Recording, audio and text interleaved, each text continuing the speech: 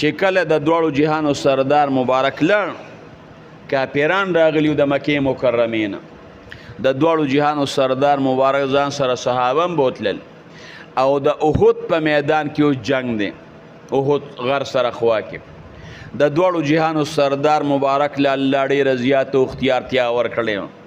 هلته یو غونډی ده هغې ته ویل کېږي جبل الرومات او د هغې شاته داسې خوړ دی اوس هغه خوړ لږ راډک شوی نو د دواړو جهانو سردار مبارک 50 صحابه کرام په هغې جبل الرومات غونډۍ باندې کینول چې تاسو په دې غونډۍ باندې کینې مونږ خو د کافرانو سره مخ په مخ باندې جنګیږو هسې نه د شاته را باندې دشمن راته ونشي او صحابه ورته وایي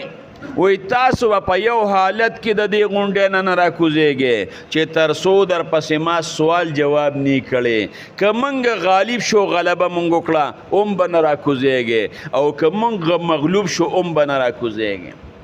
د دواړو جهانو د سردار مبارک صحابه د غونډۍ د پاسه کېناستل 50 کسان چې 50 کسان کېناستل عبدالله ابن جبیر رضی الله عنه په مشر مقرر کړی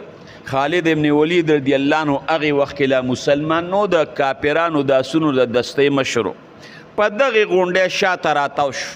چې په دې مسلمانانو به د شاته نه حمله وکړو دې صحابو به پې په غشو باندې ګزارنو کړل واپس پې کړه چې بیا به راغې دوی پې په غشو ګزارنو کړل واپس پې کړه